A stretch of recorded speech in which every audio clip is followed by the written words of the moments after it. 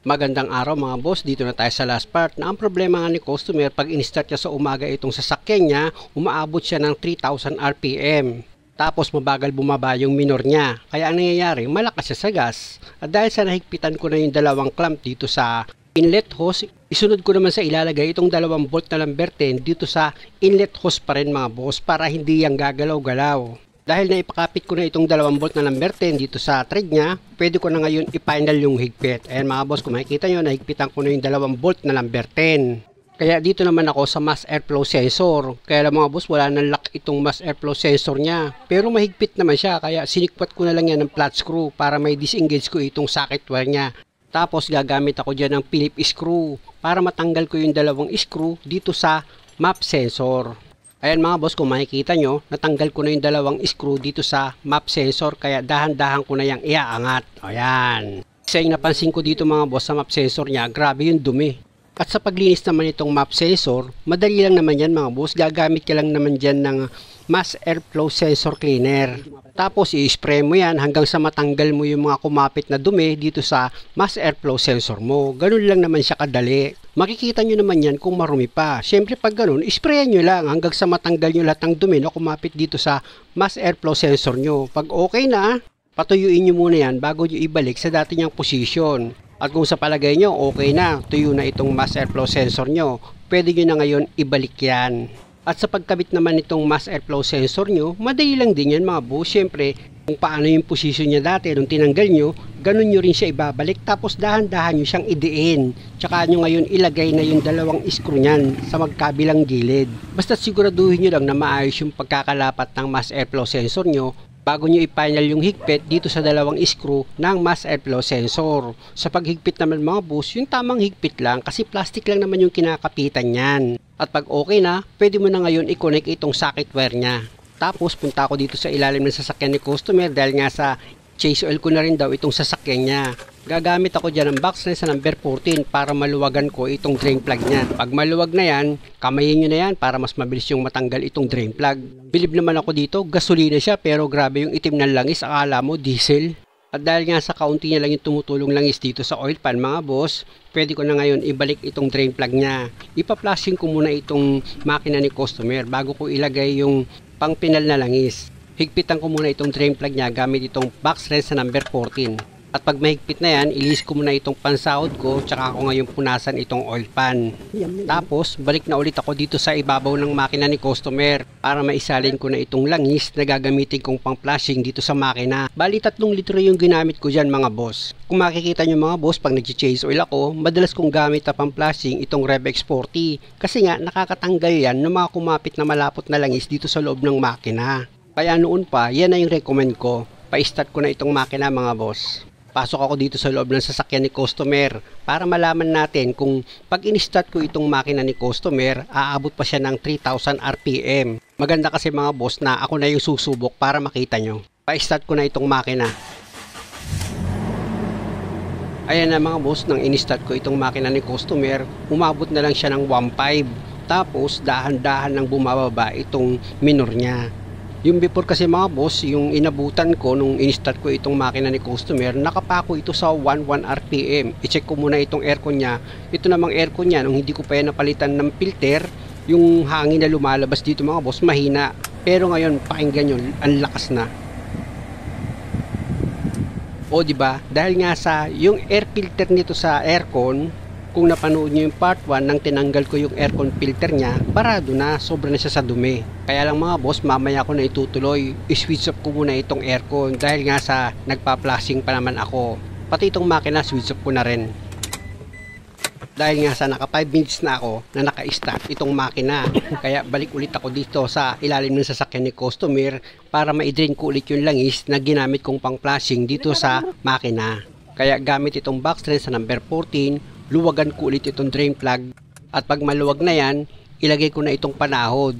Tapos tuluyan ko nang tanggalin itong drain plug niya. Tingnan nyo mga boss, kahit na flashing ko na itong makina ni customer, medyo maitim pa rin yung langis niya. Kaya nga para sa akin, malaking bagay din yung nagpa-flashing kayo ng makina bago nyo ilagay yung pang pinal nyo na langis. At habang nagpapatulo ako dyan ng langis mga boss, dito muna ako sa lumang oil filter ni customer, tanggalin ko muna yan. gamit nga itong oil filter wrench ko. Pag naipakapit nyo na itong oil filter wrench nyo mga boss, pihitin nyo lang yan pakaliwa para lumuwag ng tuluyan itong oil filter nyo. At pag maluwag na yan mga boss, pwede nyo nang kamayin yan. Ayan na mga boss, natanggal ko na itong lumang oil filter. Tapos itong napatakan ng langis, punasan nyo yan.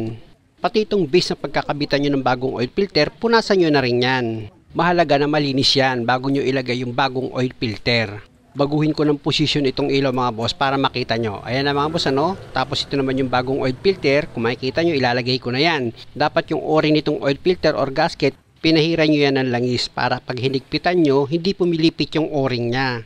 At dahil nga sa medyo alanganin ako sa paghigpit mga boss, hirap akong higpitan ng kamay ko. Gumamit ako dyan ng oil filter wrench para ma-final ko yung higpit dito sa bagong oil filter. At dahil sa okay na yung pagkakahigpit ko dito sa oil filter, balik ulit ako dito sa oil pan.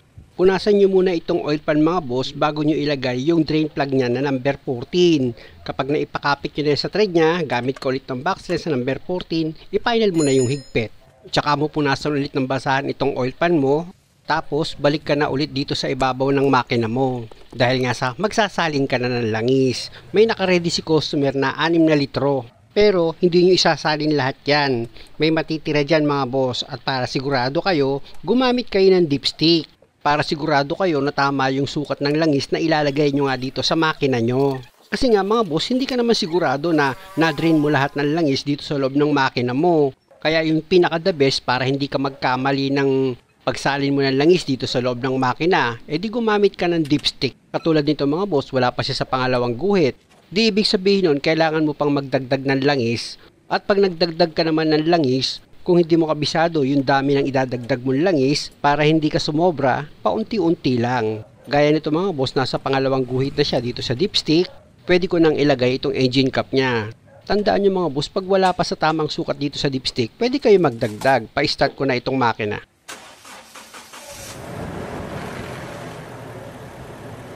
Nakita nyo mga boss, pag start ko, yung minor niya, hindi na siya umangat ng 3,000 RPM. Tapos kung mapapansin nyo, yung minor, mabilis na siyang bumaba. Pero hindi pa yan ang final mga boss dahil mag-road test pa kami ni customer.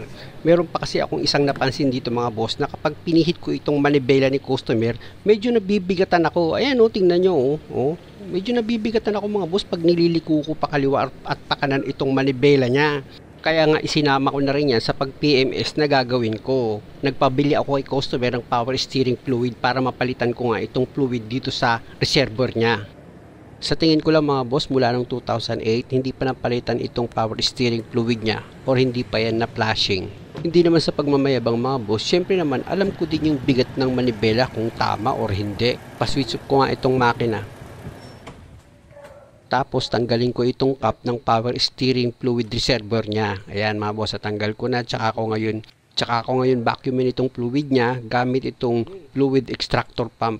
Ayan mga boss, kung makikita nyo, maitim na itong power steering fluid ni customer habang hinihigop yan. Itapon ko muna yan, tapos balik ulit ako dito sa fluid reservoir niya para masaid ko pa yung natitira. Actually mga boss, tanggalin ko lang itong hose dito sa fluid reservoir niya. Mas madali ko yan madidrain. Kaya lang nga, ang gusto ko yung hindi na kayo masyadong mag-iisip pa or mahihirapan sa pagpalit ng power steering fluid nyo. Ibig kong sabihin, wala na kayong tatanggalin na hose, basta meron ka lang shirin para ma-vacuum mo yung lumang fluid dito sa reservoir. Hindi ka na mahihirapan pa na pag nasaid mo na yung fluid dito sa reservoir, pwede ka nang magsalin ng bagong fluid. Tsaka mo ngayon i-level yan at start mo na itong makina. At pag napa-start mo na itong makina, punta ka sa loob ng sasakyan mo, tsaka mo ngayon ipihit-pihit itong manibela para yung fluid mas mabilis siyang mag-circulate dito sa loob ng power steering assembly mo. Bali, ang gagawin nyo lang naman dyan mga boss, iliko nyo itong manibela pakaliwa, sagad, tapos ibalik nyo. Papunta naman dito sa kanan, isagad nyo ulit. Kahit na 3 times nyo lang ulitin, pakaliwa, pakanan, pakaliwa, pakanan, ganun lang naman hanggang sa makatatlong beses kayo. Pag okay na, pwede nyo na yan tigilan. Pero, switch off nyo muna itong makina. Tapos, balik ka ulit dito sa harapan ng sasakyan mo para mapalitan mo ulit ng bagong power steering fluid itong nakalagay sa reservoir mo. Sigurado kasi mga boss, marumi pa yan. Tingnan nyo, pag hinigo po, di ba? May itim pa siya, tingnan nyo, may itim pa siya. itapon nyo ulit yung laman yan, tsaka nyo saidin yung natitira pa dito sa fluid reservoir nyo. Tapos gamit ka ng basahan, punasan mo itong ibabaw ng fluid reservoir mo, tsaka mo ngayon salinan niya ng panibagong power steering fluid. Tandaan nyo mga boss, sa pagsali nyo ng fluid, ile-level nyo pa rin yan. Tapos punta ka na ulit dito sa loob ng sasakyan mo, dahil nga sa uulitin mo lang naman yung ginawa mo. Pero bago yun, pa-start mo muna itong makina.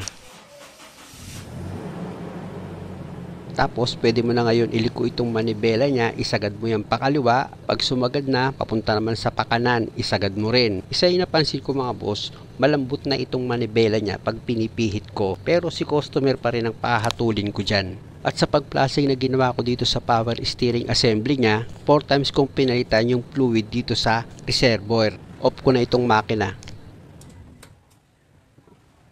Tapos, balik ulit ako dito sa harapan ng sasakyan ni customer. Gaya nga ng sinabi ko mga boss, i-pass forward ko na ito dahil gagabihin na ako. Ayan na yung huling pagpalit ko ng fluid dito sa reservoir niya. Kung makikita nyo, malinis na itong fluid na nakuha ko dito sa reservoir. Ayan o, kita nyo. After ko maitapon yan, balik ulit ako dito sa reservoir para saidin ko na yung laman. At ito na mga boss, gabi na. Ito na yung pang final ko na fluid na isasalin dito sa reservoir niya. Bali yung cap nitong reservoir mga boss, nandyan na rin yung pinaka dipstick niya. Punasan nyo muna yan, tsaka nyo ibalik dito sa reservoir. Pag nailak nyo, buksan nyo ulit, iangat nyo ngayon. Pag kulang pa yung fluid dito sa dipstick niya, pwede naman kayong magdagdag. Dito sa dipstick niya, ang nakalagay, cold and hot. Kaya pag ilagay ko yan sa level, dito sa pagitan ng cold and hot ng dipstick. At dahil sa okay na ito mga boss, punta na ako dito sa loob ng sasakyan ni customer para mapa-start ko na itong makina niya. Siya nga pala mga boss, kung mapapansin nyo, sa pag-start ko, yung battery niya, meron na rin problema. Kumbaga, palitin na rin. Nakita nyo mga boss, pag nag-start siya, medyo delay na siya at mabagal na yung pag-crank ng starter. Kaya nga ang nangyari dito mga boss, after 2 days, tumawag sa akin si customer, ayaw na mag-start nitong sasakyan nila. Ayun nga mga boss, ang ginawa ko, pinapalitan ko lang yan ng battery. Tapos, naging okay na siya. Ipababa ko na itong hood mga boss para mag-road test na kami ni customer. Alam nyo naman siguro mga boss na sa tuwing gumagawa ko, ang gusto ko, si customer ang hahatol para masaya. Baba ng minor ano? Yung before kasi mga boss, mataas yung minor ni customer dahil nga sa yung throttle body, grabe na yung carbon dun sa paligid ng plate. Kumbaga yung plate dito sa throttle body, nakabukas na siya. Kaya yung minor nitong sasakyan ni customer, mataas. Ano, kumusta yung manibela mo? Ngayon, maganda nga. Lumambot? Lumambot. No, kita mo? Dati hirap na pagkain. Eh, siyempre. Ano eh, nakita nyo naman, di ba ate? Nakita nyo yung dumi ng fluid, di ba? Kaya nga. Ayun lang ang ginagawa ko dyan. Hindi yung marami pang pasakali eh. Nanibago ka ba? Nanibago ka? Bakit? Sa manibeli. Malambot masyado? Malambot. Maginhawa. Hindi hirap ang katawan. Ay, hinihintay ko sabihin mo eh, na ano kayo magiging pakiramdam nito. Kasi alam ko namang magbabago at magbabago yan eh. Pagka alam ko yung talagang dating tapos meron kang pinaayos.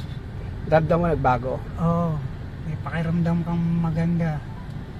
Nakita mo, di ba? Nakita mo yung paghila mo. Maluwag, ano? Gumaan. Hindi ka...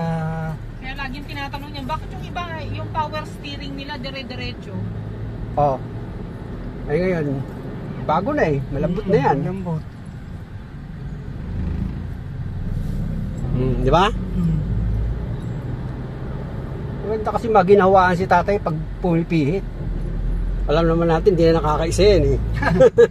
Sinabi niyo. Bigyang balance si ate eh. Taon na nga eh. Yukup! Sobra naman yan. Taon na. Okay na yung ano yan, no? Minor no? Hindi na ano. Wala na siya. Problema naman ho ako dyan. Tatakot yan. Bibilisin yan. Ganun. Nagpark muna kami sandali para ma-check ulit ni customer itong sasakyan niya. Mga sir, patay yung aircon sir para matesting natin. Patay yung makina. Huwag na galawin yun sir. Papatay yung makina. Patay yung makina. Start mo siya. Start mo.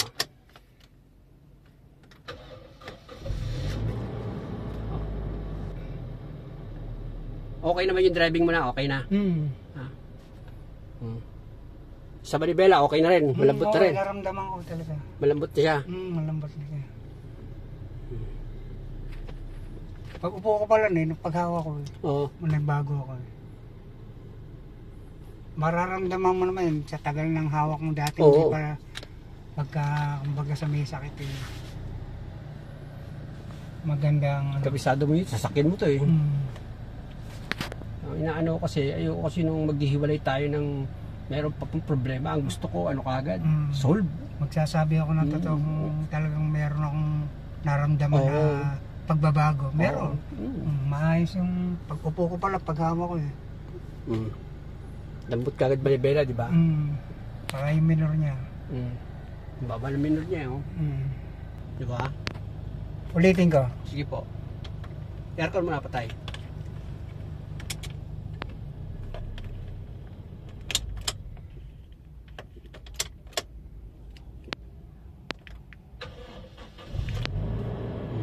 Yan, bababa agad yan. Oh, diba? Diba hindi siya umabot ng 1-2. Kanina 1-3. Tapos ang tagal eh. Yan na, nakagad yung normal yung... Yan ang normal yan. At saka tahimik siya. Opo, tahimik din siya talaga. Saka magaan ang takbo. Kung hawa ko sa Manila, magaan. Magal na. Nanibago ako. Siya nga pala mga boss, isunod ko naman sa PMS itong pangilalim ni customer dahil nga sa nakakarinig din sila ng ingay dito sa pangilalim. Kaya abangan nyo yun mga boss. Okay na to sir. Okay. Okay, maraming salamat sa Diyos. Thank you po Lord, thank you. Second po kay Dirt Mechanic. Thank you rin ma'am. Muli mga boss, maraming salamat sa panonood. Sana nakakuha kayo ng idea at kung maaari, huwag niyo naman sanang kalimutang mag-subscribe sa channel ko. Salamat!